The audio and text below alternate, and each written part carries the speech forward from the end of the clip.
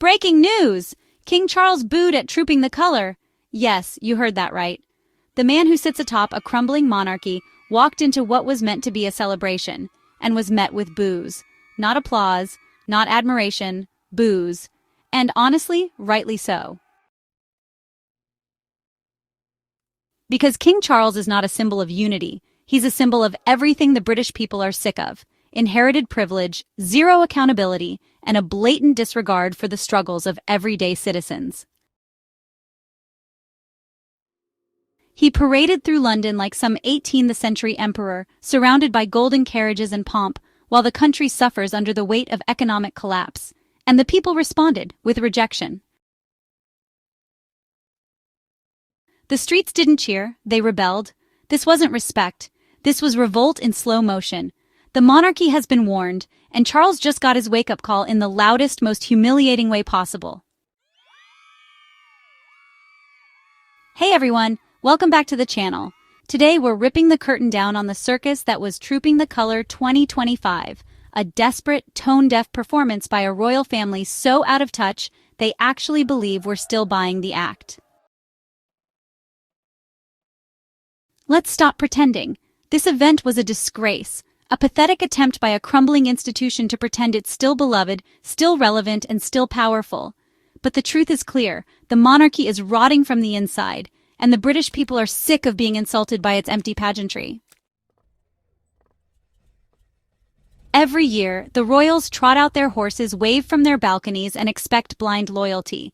But this year, the spell is broken. The crowd was embarrassingly thin, the cheers were replaced by boos, and the energy was flat because no one cares anymore. The royal family has become a national joke, a parody of privilege.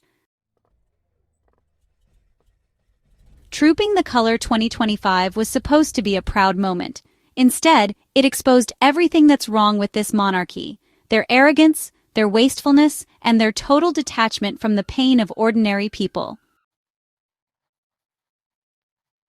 While families are crushed by the cost of living crisis, millions were burned on carriages, soldiers, and golden buttons for people who've never worked a real job in their life. What did King Charles or Prince William do to deserve this celebration? Nothing. Absolutely nothing but be born into the right bloodline and smile for cameras while the country suffers. The entire event is built on fantasy. It glorifies Britain's colonial past, a bloody history of conquest, theft, and human suffering, and tries to dress it up as patriotism. No, that's not patriotism. That's whitewashed propaganda, and the royal family thrives on it. They don't want the truth out there. They want you to wave your little flag, cheer for the balcony, and, just forget about the racism, the scandals, the cover-ups, and the backstabbing that really define this family behind closed doors. But people aren't forgetting anymore. We're remembering everything. And let's talk about the pathetic turnout. The BBC and Sky News tried to zoom in on every baby in a crown and every Union Jack in sight, but honestly, they couldn't hide the facts. The crowd was small, the mood was dull, and the silence between forced applause said everything. Even worse, they had to mute boos, literal boos, aimed at Prince William. And still, the press lied. Because that's how the system works. Protect the royals, bury the truth, manipulate the public. Let's be blunt about the monarchy's so-called working royals. Working? Are we serious? Meghan and Harry were doing actual humanitarian work, facing cameras, engaging communities, raising funds. Meanwhile, William and Kate can't even keep a schedule without hiding for months. And yet somehow, they're held up as the future of the monarchy? What future? No one's buying it anymore. This year's parade felt like a funeral for the royal family's public image. Kate Middleton was barely there, hiding behind silence and polished PR. The media tried to spin it as courage, but the truth? The royal family is panicked, fractured, and falling apart. And don't even get us started on Prince Andrew, erased from the public eye but still protected, still funded, still untouchable. That tells you everything about what this institution really stands for: privilege without accountability. And while all this was unfolding, who was footing the bill? You were. The British taxpayer, the single moms, the pensioners, the nurses, the students drowning in debt. You paid for the gold-lined carriages, you paid for the military display, you paid for the royal family's desperate performance.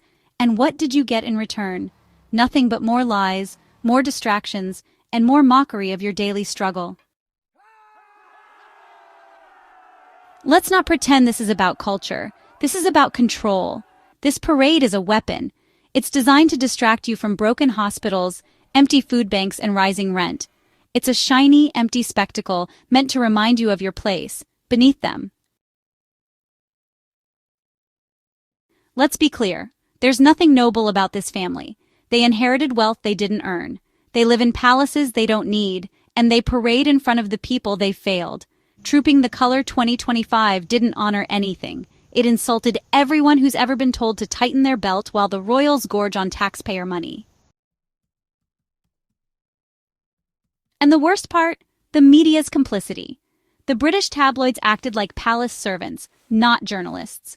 They photoshopped the crowds, silenced the criticism, and vomited out glowing headlines about a monarchy that's as fake as its carefully curated image.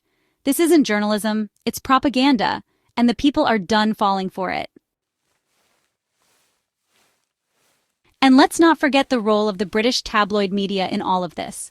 Once again, they acted not as journalists but as royal publicists, spinning half-truths, sanitizing footage, and outright ignoring the boos and dwindling crowds. Instead of holding the monarchy accountable, they acted like desperate gatekeepers of a crumbling fantasy. The tabloids didn't report the truth, they buried it. They cropped out the empty spaces, muted the public backlash, and served up puff pieces to gaslight a nation. But the truth is out. No amount of carefully staged photos, no flattering headlines, and no faked crowd enthusiasm can cover up the reality anymore. The media thought they could protect the monarchy with deception, but all they did was further damage their own credibility. People are turning away from these tabloids because they're tired of being lied to. Let's be clear, Britain is tired of this. The UK public is exhausted by hollow displays of wealth, while real lives are lived in hardship. People are working 2 or 3 jobs just to survive, while the monarchy parades through London as if it's still the 1800s. It's insulting. And those who speak out against it are not traitors, they are patriots. They are citizens who care deeply about the future of their country. They are people who demand progress, equality, and leadership, not golden carriages and outdated pageants. This criticism isn't anti-British. It's pro-British. Because honestly, true love for a nation means having the courage to demand better for it. This wasn't a national celebration. It was a national embarrassment. We don't need trooping the color. We need truth. We need justice. We need leaders who work, not ones who wave. The UK is not just tired, we're angry. Angry at a system that rewards birthright over merit. Angry at a government that funds royalty while cutting essential services. Angry at a media that covers up the truth with royal fluff and misleading headlines. So the next time you see a smiling royal on a balcony or a glistening carriage rolling down the mall, ask yourself, how many children went hungry today to pay for that?